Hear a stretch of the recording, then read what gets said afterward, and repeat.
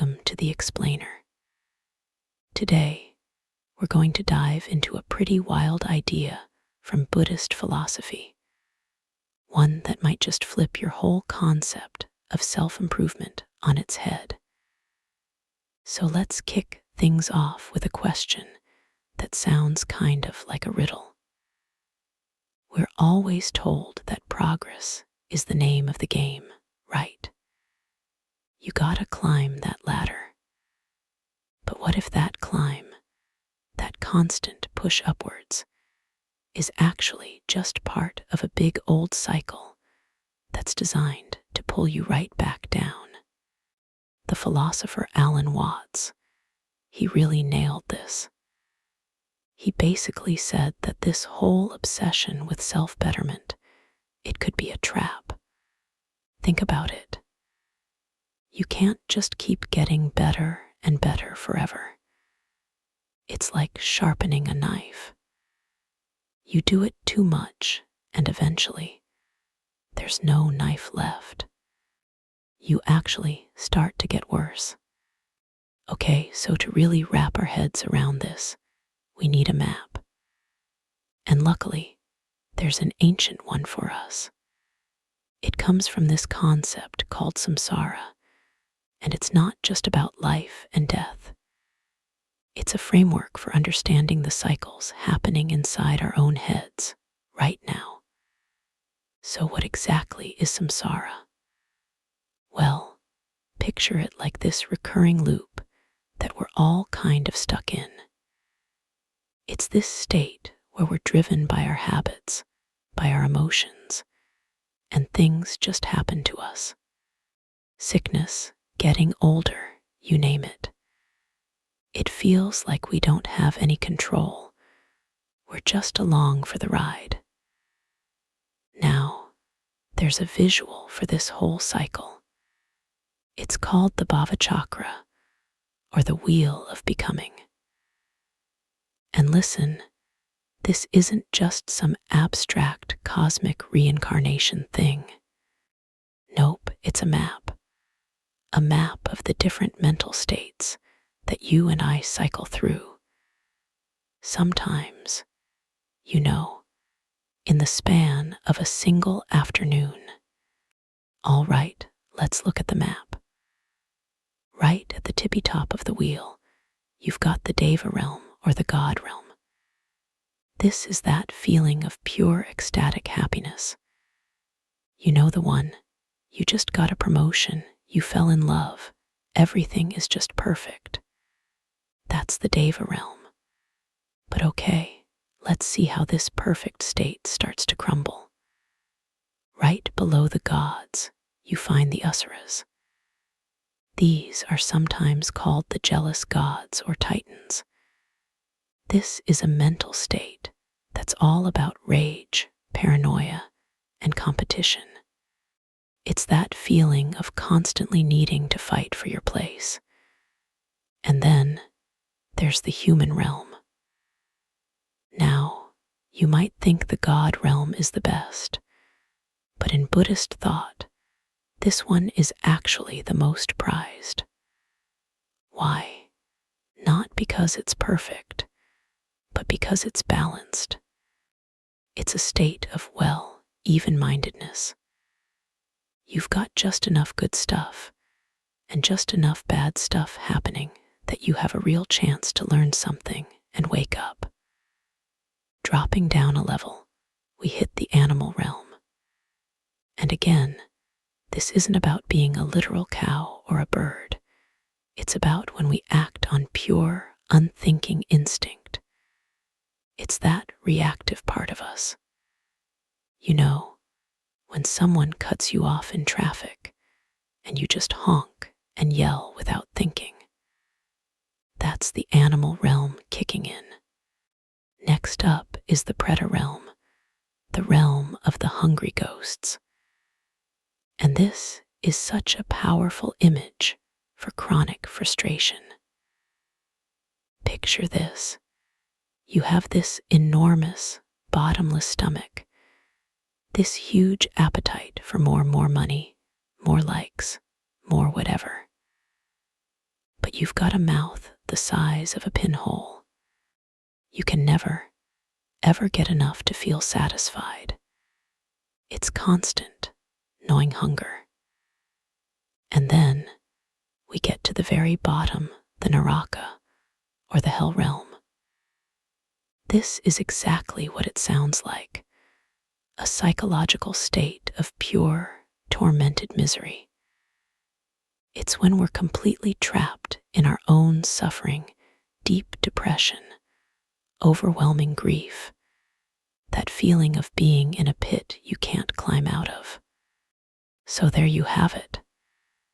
We bounce between all these states: bliss, rage, hunger, instinct. But what's the engine? What's the fuel that keeps this crazy wheel spinning round and round? Well, if you look right at the hub, the very center of the wheel, you'll see three animals chasing each other in a circle. These are the three poisons, and they're the engine. The rooster stands for craving, that I want feeling. The snake represents aversion. Get that away from me. The pig represents ignorance, not knowing what's really going on. And they just feed off each other endlessly. Okay, so you've seen the map of the realms, and I know what you're thinking. Easy, I'll just grind my way to the top, hang out in the God realm, and call it a day, right? Well, here's the kicker. This is where that self-improvement trap slams shut, because there's a huge, fundamental problem with that plan. So check this out. Here's how the fall from grace happens. Let's say you're in the human realm. You're a good person, you're generous, and you build up all this good karma or merit. That momentum can actually propel you right up into the God realm. Life is amazing, pure bliss. But here's the problem. The bliss is so total, so overwhelming, that you completely forget what it's like to suffer. You forget why it's important to be kind. Then fear creeps in, the fear of losing all this perfection. That fear turns into attachment, into jealousy, and that negative vibe sends you tumbling all the way back down the wheel, maybe even into one of the lowest realms. So, if climbing higher just sets you up for a bigger fall, then what are you supposed to do? This is where the Buddha comes in with a totally different way of looking at it.